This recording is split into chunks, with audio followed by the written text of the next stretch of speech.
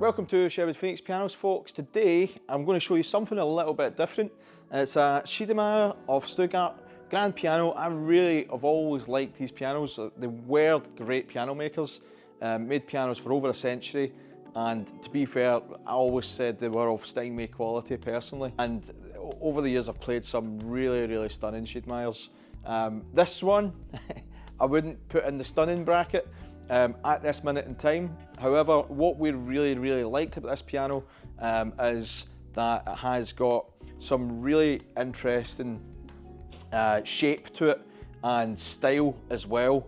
And we're currently doing a project for a filmmaker, a big filmmaker, who's wanting a piano for the film, and it needs to be black and gold in a theme. So we've sourced this piano in order to meet the criteria for making a big movie, which I can't name at the minute. But yeah, so what's going to happen is the piano's going to go through quite a full restoration, including all the casework will get stripped back. But again, what's going to happen here is on the side here, where we've got all this lovely carving, we're going to do all this in gold leaf. And it'll be absolutely stunning by the time we're finished. We don't know whether we'll do the legs or not, or just leave them as they are. But we might do the gold leaf round the leg as well, round these parts.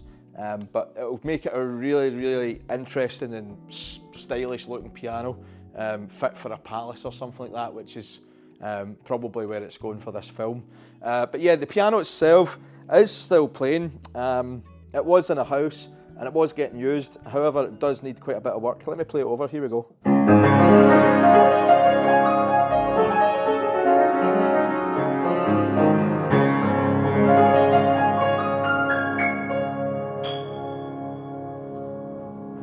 I'd definitely say it's not been tuned in a while.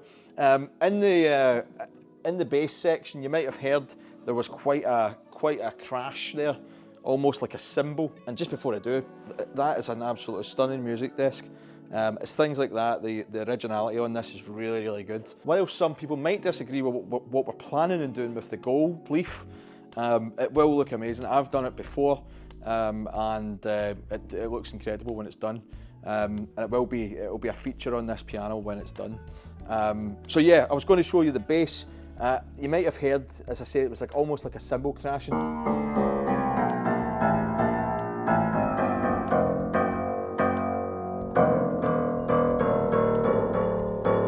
That one in particular.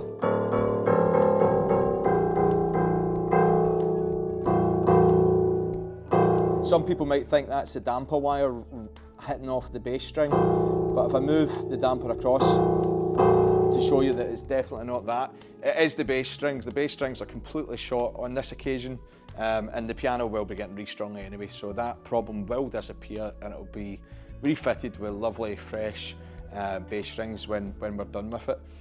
We will do the frame on this and give it a new lease of life. The soundboard on this one is cracked in a couple of different places. They do want the originality as part of the deal for this particular piano. It needs to be as original as possible. So we will be keeping the soundboard and we will be shimming it, I can tell you that at this point. The action we haven't had a look at yet, and I certainly will have a look just now. It's not overly important for the purpose of filmmaking, because when people make films, when filmmakers make these films, a lot of the time they don't actually play the piano. Even when you see them playing the piano, it's not normally the piano you're hearing. They'll normally play a piano in a studio and just edit it over. So the actual playing condition of this piano isn't going to be overly important to the filmmaker. However, we will be restoring it properly, so we'll make sure the piano has a full new lease of life. Again, always checking. I've already checked. I've done it on the fly there whilst we were talking, that there's no hammers sticking up. There was one in the middle, which I've put down. I'll maybe show you that the next time we're doing this. If anyone ever thinks they'll venture in, they've maybe seen me or someone else doing this on YouTube. That looks really easy. I can tell you from first-hand experience, when I was 10 years old and I decided it was a great idea to pull the action out of my piano, I did in fact break one. So I'm the last person to say don't do it, because I done it when I was 10 years old, so I'd be an absolute hypocrite if I told you not to. If anything, I would say do it, but do it with caution. Watch a couple of videos or get on the phone and ask someone like myself and get a bit of guidance. There's no way to learn other than getting in there and trying to get an understanding.